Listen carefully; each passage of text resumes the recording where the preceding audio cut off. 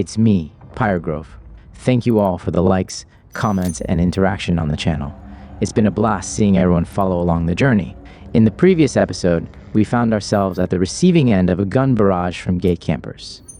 Today, we will go over through the progress being made on the account, becoming an Omega subscriber, and I will be in need of your suggestions on what crazy combat you wish to see going forward. What ships, weapons, activity, and opinion on starting a corporation and doing faction warfare. Let's get the industry update out of the way first. In the background, you can see that I have expanded the amount of blueprints I've had on hand. I do this so that I have a wider variety of goods and can isolate myself from a certain portion of the market crashing or drying up. I also attempted to make my own Tier 2 copy of the laser crystal blueprints, instead of going and buying the blueprint copies off contract. Upon further investigation, I did not have the required skill training in order to research them properly. I think that I will put making Tier 2 copies on the back burner until I have a lot more of the blueprints researched for efficiency.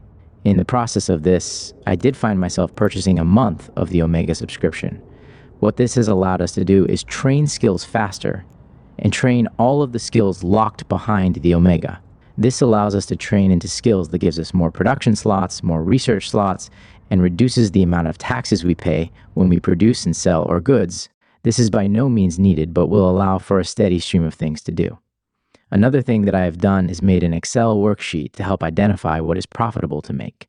While this is not perfect and is in no way 100% accurate, it serves as a guide. Here's how it works. Excel has a Eve add-on that you can log into, and it will pull information from your account. I have made a cell that when I enter my character's blueprints, they will auto-populate with every blueprint I own.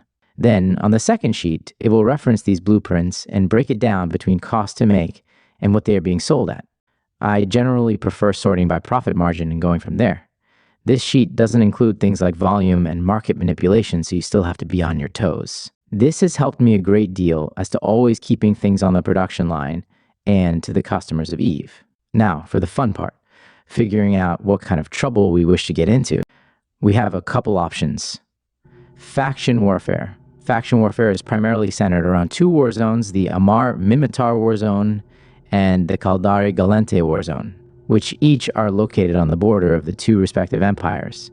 In these war zones, players who participate in factional warfare attempt to conquer star systems for their empire and are rewarded with loyalty points and increased faction standings for their efforts. Additionally, as players who participate in factional warfare are effectively at war with one of the four empire factions in the game, they can therefore attack players fighting for the enemy faction anywhere in New Eden, as well as fight the enemy NPC faction navies.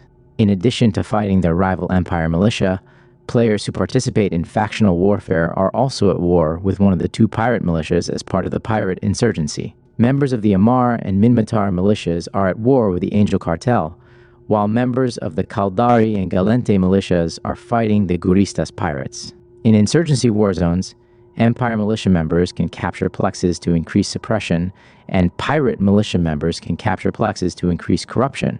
Abyssals.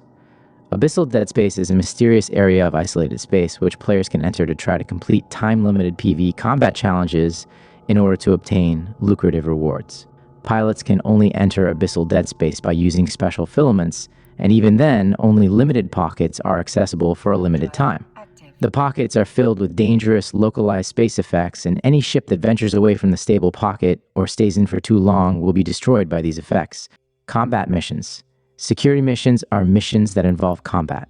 Usually these missions are given by security agents, but mining and distribution agents can, in certain cases, such as storyline and Cosmos missions, give missions that behave like security missions.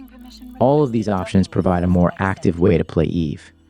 I was thinking of flying one of the Amar medium ships to partake in these activities. Which activity we do will dictate exactly which ship and fitting we decide to take on. One thing to note, however, is that if we do choose to do some faction warfare, we will be at a large skill disadvantage. There are a lot of people in this game with max skills. We won't have a chance in fighting, and the ship fit we choose will likely be focused on evading people if that is the route we pick. There is always the opportunity to make our own corporation, select the area of space to call home, and slowly grow an empire together. This will not be easy, but could be fun to play with you guys and girls. Let me know what you think. Here's my income sheet. As you can see, it's mostly made up of the items we're producing. One thing to note is that I used LP earned from hauling missions to buy a booster, which I then sold on the market for many millions of ISK. Here's my expense sheet, mostly made up of materials to produce those items and more blueprints. Here's all the skills I've currently trained for my character so far. With most of the skill points now starting to train into combat skills, like, comment, and subscribe.